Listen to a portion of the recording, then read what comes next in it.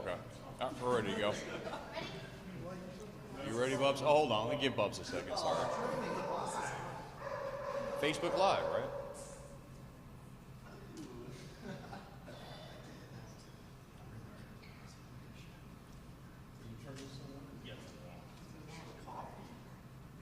What? The mustache creates such a Yes. you know? Yes. No, I agree. Hanging out. It's brutal. I feel like something. Yeah, that's what Jason said. Jason's like, how many 15-year-olds or something? He said something stupid. He said something stupid. I mean, you're going to hear it in the locker room. You're going to get the brunt of that. Yeah. But I'm not doing the mullet. Soupy's a fan of it. That even makes it more creepier. You're actually a fan of the lip lettuce over here, going. You know, that's what Millsy was.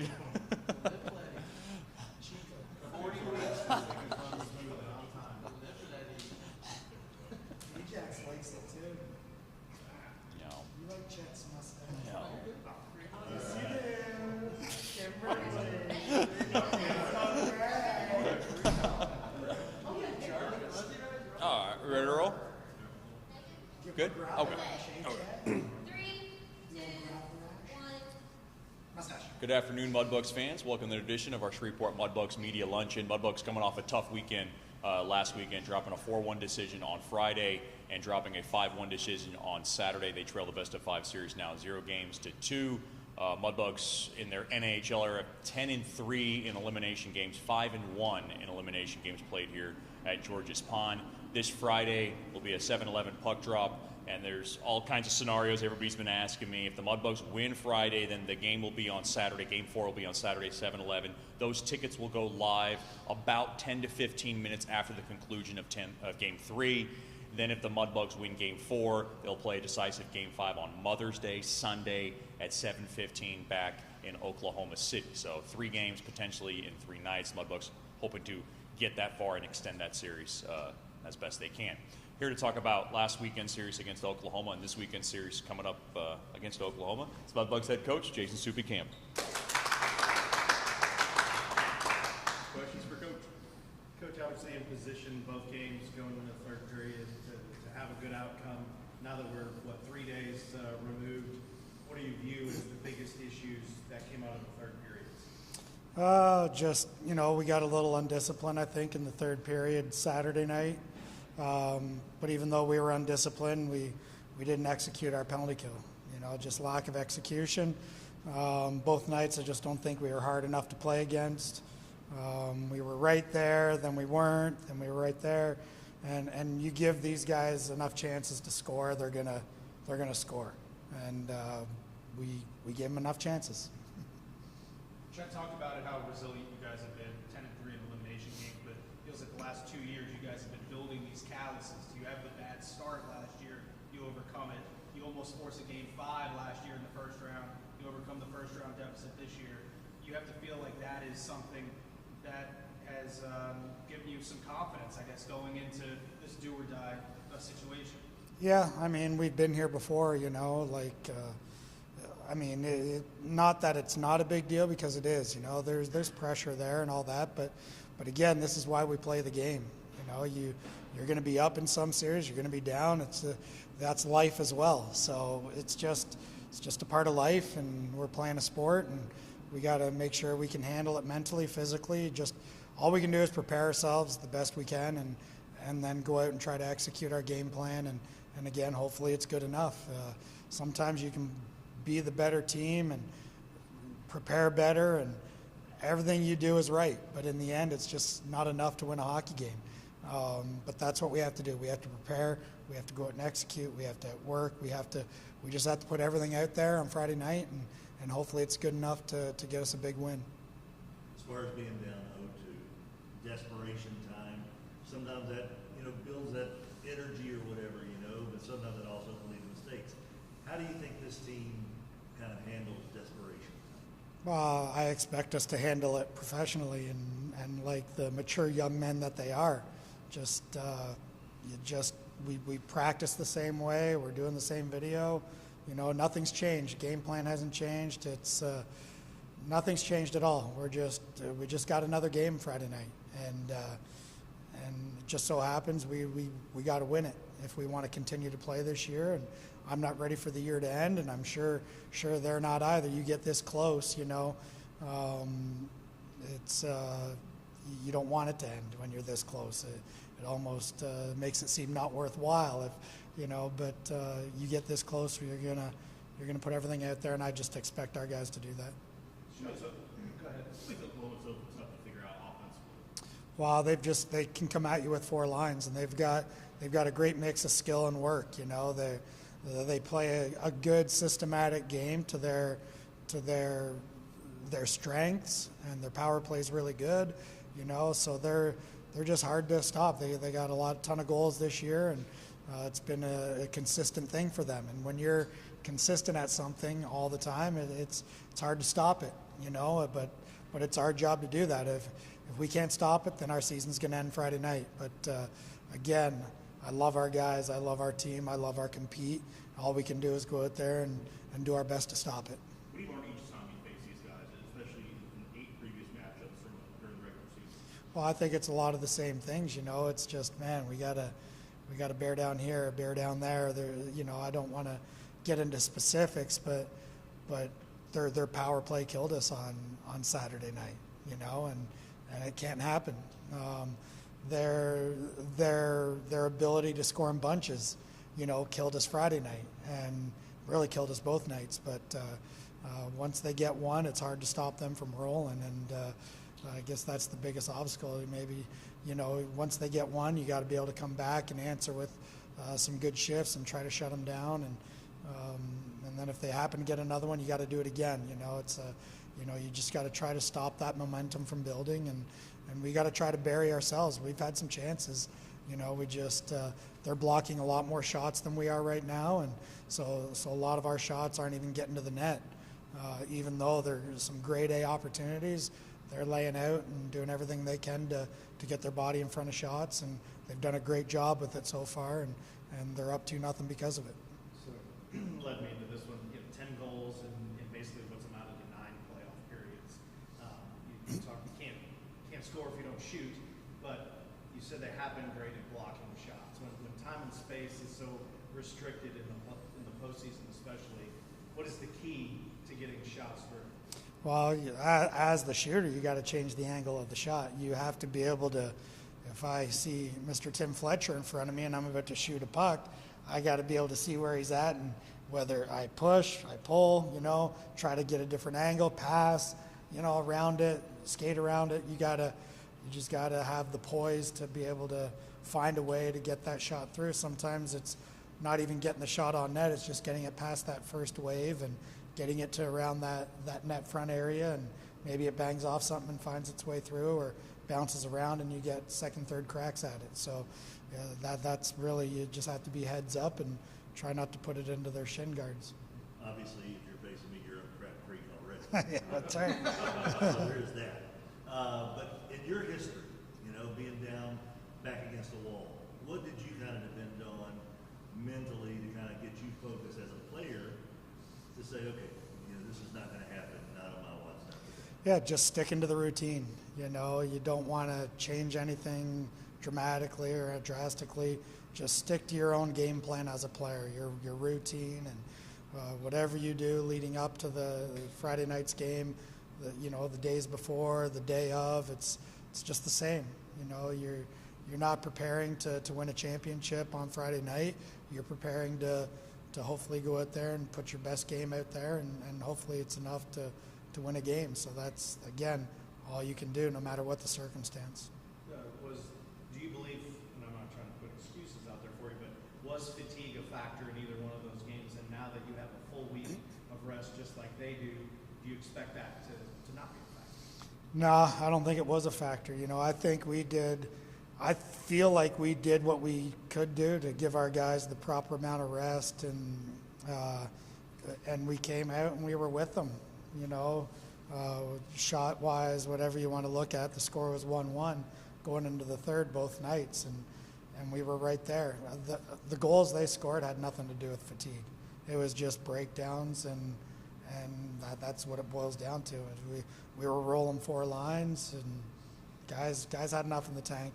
They're in good enough shape, you know, so that fatigue had nothing to do with it. It was lack of execution. We just weren't hard enough to play against for 60 minutes. I know you don't want to get into specifics, but is there any line changes coming this weekend, or did you feel like the first 2 games you liked what you saw, you just didn't execute? Yeah, I did. For the most part, we liked what we saw, you know, for the most part. Again, no, I don't see us making too many changes, but, you know, we'll see how the week goes too, right? So, but as of right now, we probably won't make too many changes. Again, you don't want to shock the system too much and shock the guys too much, so we're going to try to stick with it as best we can. No matter what happens, this will be the last time you play in this building this season. You know, since the COVID year, the franchise has done a great job of getting people back in the building. I mean, you can see the attendance numbers are steadily going back toward what they were pre-COVID. You know, from just an overall perspective, how do you view this season in terms of what this franchise has done in the community and in this building? Well, I think it's awesome. I think it's extraordinary. I think I'm really proud to be a part of this organization, and I'm really proud to be the coach of these players that we have on the team this year, just like past years.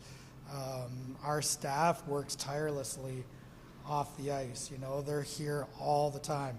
Even when we're not here playing games, the rest of the staff is still here putting events on in the building and getting people in here, you know. And then obviously with games, theme nights, and just being out in the schools and just in the community all over the place. They put us to work too. They're busy while we're not here trying to line up all these events for us to get to and be out there in the community. So I'm super proud, you know. No matter how you look at it, the South Division Finals is going to be over Sunday at the latest, right? This weekend it's going to be done for the regular season here in the South Division. So you know, I just don't want it to be done Friday night. So I'm ready, and I hope the guys are ready to continue to play on as long as we can. Coach, can you give us an update on Ryan Austin this week? Yeah, he right now just still day to day. He's getting things checked out and stuff like that. So we're hopeful and that he'll be back in the lineup this weekend. But again, it's you know, he wasn't this past weekend, so we'll kind of plan accordingly on both scenarios. But we're still waiting on word on him. Can you explain to maybe some people that don't understand how the USHL draft works? You had 3 guys drafted, but that doesn't necessarily mean they're not going to be here next year. Yeah. Doesn't mean they're going to be here next year. Right. Well, they have 2 phases, and our guys went in the second phase. So, you know, really, the USHL teams own their USHL rights. Is basically what it boils down to. Just like when we draft a player, tender a player, we own their NAHL rights. You know, they're still free to play in a different league or whatever. But if they come to the USHL, we'll say that's the team that they have to try out for or try to make. You know, and then once that team releases their rights, then they're free to do whatever. But as of right now, those 3 guys' rights are owned by their respective teams, and they'll wait until next year when they have training camp and go try out, you know. So again, it doesn't mean that guys will go. That's our job though, right, is to develop players and try to move them on to the next level, and if they make the team, then it'll be up to them and their families to decide which is the best spot for them, you know. And again, we're always here. So if they move on up to there and they play some and it doesn't quite look like it's working out, they'll always have a home back here. So obviously we wish them the best. But again, we really try not to get too involved in that. We don't pressure them to go. We don't pressure them to stay. That's strictly their decision to make, and because we're not having that conversation with the player, you know, that's going to be up to them. But we're always here for the guys that we own their rights, and we wish them the best. And the further we go along in the playoffs, the more experience they get, and maybe the more opportunity they have to make more of an impact at the next level. Any more questions for Coach? Thank you, Chet Yoder. Before we move on to our player portion of today's Mudbugs Media Luncheon, I want to let our fans know about Game 3 and some of the promotions we have. We have a Mother's Day package, which consists of our Wishes of Wine package, which gives you a game ticket, a rose, and a glass of wine for $15. And then we have our Simply Sweet package, which gives you a game ticket, a rose, and a Buttercups cupcake.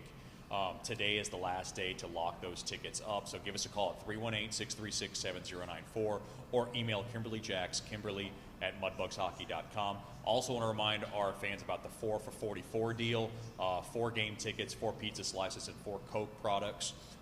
Those orders need to be turned in by Thursday at 5 p.m. So once again, give us a call at 318-636-7094 or email our Director of Ticket Sales, Ms. Kimberly Jacks, Kimberly@mudbugshockey.com. Moving on to our player portion of today's Mudbugs Media Luncheon. He has a pair of goals in this postseason. He's one of our big leaders, Mudbugs alternate captain, Nick Miller. Thank you, Chet. Question for Nick. From your perspective, what went wrong Friday and Saturday night? Well, just like Soupy said, we obviously didn't play hard enough, and we know that. And it just comes down to, they give us a game plan, and we have to stick to it, and that's going to give us the best chance to win hockey games. So, Have you ever been in a situation like this before where it's down such a hole with the season on the line? Anything, maybe not even a season, but like a test or back when you were a little kid in any sport or anything like that? well, I'm just going to, last year we were down, we were down 2-0 in the first round to Lone Star, and we came back here and won the first game, and unfortunately didn't get the job done the second game. But we, especially the guys that were here last year, we know what we need to do, and we're going to go out there and we're going to lead to the other guys that haven't been in that type of situation before, and we're just going to leave it all on the line, plain and simple. What makes Oklahoma so tough to figure out, especially y'all were 3-5 against them during the regular season? I think we have them figured out by now. It just comes down to we have to stop them offensively. They're obviously they know how to score goals, and it just comes down to our D zone and how well we're going to take care of that come Friday night. Offensively, we have talked about all year that they can score, but this weekend they made it hard to score. What was, offensively for you guys, what was the issue? Yeah, I just think we weren't getting to that third circle hard enough. Obviously, we were getting pucks to the net, but we just weren't there to finish those chances. We would get shots through, and we just had nobody in that third circle in that blue paint to finish off that goal. So that's definitely going to be a part of our come Friday night that we need to be harder to play against and dirtier in that type of area. Any more questions for Nick? As far as just knowing that this is the last weekend here, what kind of goes through your mind with everything that you've seen here, everything you've been a part of here, fellows you played with here? Yeah, What stands out? Yeah, I mean we definitely have the best fans in the league, and there's no other place in this league than Shreveport. So obviously it's do or die this weekend, and we're going to go out there and put everything on the line and play for our fans, and hopefully come out with those 2 wins, and then we'll be back there in Oklahoma on Sunday. Assuming you were of age, which option for the guys would they most pick? The wine option or the Buttercups cupcake option? Oh Generally, man, not just you, but assuming everybody was of age on this team. what was it? Wine and cupcakes? Wine or cupcakes? We've got some guys on the team that like sweets, and I'm Soup over there likes sweets too. So, and I'm just gonna throw another name out there. Number 12, Hayden Nickel, also loves his sweets too. So, I think I'm gonna have to go with the cupcakes on that one. Yeah, Steeler number 8. Steeler over there has diabetes. So, How about a controversial question away from Mudbugs hockey? yeah. Is the NHL draft lottery rigged? Oh. To be honest with you, I didn't even watch the draft lottery, but I've seen a lot of stuff on Twitter and whatnot saying that it's very rigged, and yeah, I don't know. I didn't have to watch it. We had our goalie Nico Goich, who's from Chicago. It was in our group chat last night, giving hooting and hollering about first overall, but no comment. Any more questions for Mills? Thanks, man. Thank you. Have you seen Chet's mustache, by the way? Take a look. Moving on to our player portion of today's Mudbugs Media Luncheon, he'll be playing his last home games this weekend as a Mudbug. He's played over 200 games. He's got 3 points in these playoffs. Fourth-year Mudbugs, second-year Mudbugs captain Garrett Steele. Thank you, Chet. Do you like people reminding you that no matter what happens, this is your last weekend? Oh man, it's getting tough. I don't know.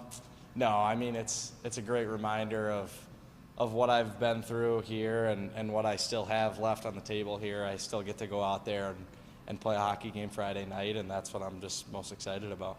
Provided that you don't have the best memory of all time coming up in these next few games here, prior to that, what's your favorite memory of being inside this place? Oh geez, I don't know. That's tough. I got a lot of good stories. Some probably aren't great for the news. Might get in trouble for a few of them. Soupy's probably involved in a lot of them. just to throw him under the bus. I don't know. I think my best memory is just getting to come to the rink every day. You know, it's that little bit of consistency that I enjoy, and getting to see the same great faces that are working towards the same goal every day. It's just something special that I can't really wrap my head around. You know, 204, I think it is, regular season games, about 20 playoff games. With the style of hockey you play, how many nights do you think other people, and I'm not saying hockey players because they're generally tough, but how many nights should you probably not have played? Oh, jeez. Because of your attitude and your mindset, you did play. Man, I don't know. I mean, I think, in my opinion, there's a difference between being hurt and injured, and my dad always taught me that one strictly. So I think we've got great trainers that I don't think Amy would let me get on the ice if I couldn't. So I'm gonna have to go with 0 there. I think Amy's done a great job, and my dad did a good job of teaching me the difference between being hurt and injured. So. The players would never lie and say I'm good. Yeah, never. No, never. That would never happen. But Amy's usually good at poking the bear and getting it out of you and staying consistent. So. Is the mentality the same, you know, the Holy All-Rin versus Lone Star with the Holy All-Rin now? Yeah. I mean, you never want to go into a series thinking of like being in a hole or being ahead so much, because then you're, like Soupy said, you're not consistent. You got to come to the rink every day like you're just playing to beat the other team, and that's what we're doing. We're doing video to help break it down and see what we can do better as a team to come out there and come with a win Friday. Is the mood, you've been a part of, I think, 3 of these runs now where you're facing elimination. Does that elimination week feel any different? Like, most people I think would think it's more tense, but it feels like it's very lighthearted. Is there more of like a switch there because it might be the last time you're with these guys? You know, being an age out this year, that's been a thought in the back of my mind for a long time now, and I think some of the older guys can agree with me. It's kind of been like that for the last 4 or 5 months. You know, like we realize that, hey, this is coming to an end, but I think it's so lighthearted because we know we still have an opportunity to go out there and make sure it's not the end this weekend. You know, so we're blessed to have that chance to go out there and play hockey on Friday. How can you separate, you know, emotion of this being it from, you know, hey, there's also a job to do this weekend? Yeah, that's a great point. I mean, for me personally, there's a time period. Once I button my tie up for game time on Friday, I know, hey, like the rest of those thoughts need to go to the back of the burner, think about them again on whenever, just after the game. But I know once I button my tie up, like it's go time. So I should ask your favorite memory playing here. Do you have a favorite media luncheon memory? Oh man, that's tough. I don't know. Any media luncheon I get to do with Hato is a good time. I don't know, just some of the stuff he says is awesome. I get to he's funny. So any media luncheon with 12 is good. Do you remember your first one? Oh yeah, I'm not gonna say I was upset, but it took the whole year, my first year to. I mean, I don't blame you guys. I was number 32 as a forward, so. But no, I do remember my first media luncheon. I wasn't real sure what to do with my hands. They were just coming up. I was just nervous, but now it's a lot lighter hearted and a lot more fun. Did it take you the next season before you got invited back? Oh yeah, I did. I got the one showtime my last couple of weekends there, and that was it. Have you been following the hockey playoffs, and is there a team in particular you like or you like so far as the Man, I'm a Detroit fan at heart, so I haven't been watching, if I'm going to be honest with you. But a lot of the boys are Leafs fans, so I've been vicariously cheering for the Leafs. So. How much fun has it been to have your family with you in these last couple weeks of the playoffs? They've been, they're in for the long haul now. So how much fun has it been having them here? Oh, it's been special. It really just takes what I've been doing here for 4 years that maybe they haven't gotten to see all the time, but now they get to come in and be a part of it and be here every other weekend. I can really tell that it's special for them, and that makes it special for me. What is the best part about the mullet? Is it the envy that everyone has of the awesomeness as you walk past, or is it knowing that you might have got a little friend always tucked behind your ear? I think it's the versatility it's got. It's got the shaved on the sides, loose in the back. I got 3 different haircuts right now, it feels like, so that's definitely funny. But if you're loose with it, it's fun, and it's a good time. Somebody told me that whether you guys are playing sewer or tiddlywinks or cards, that when Hero gets eliminated, that everybody cheers. It's everybody isn't cheering for themselves; they're cheering against him. Why is that? Oh, geez. He's Hero, he loves it. He loves the bashing, and he gives it right back. So it's fun to cheer against someone sometimes, and sometimes it's fun to cheer for him. Sometimes you got a couple guys out there trying to help him out in sewer or whatever, but it's just trying to keep it light, trying to keep it loose. In your 4 years here, who's the best sewer player? Oh, God, that's easy. That would be Garrett Steele, number 18.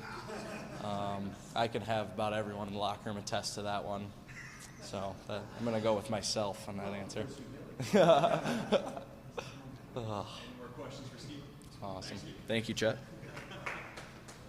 We hope you guys tune in and come on out to George's Pond and Hearst Coliseum. Game 3, Mudbugs and the Warriors, playoff hockey. Until next time, claws up.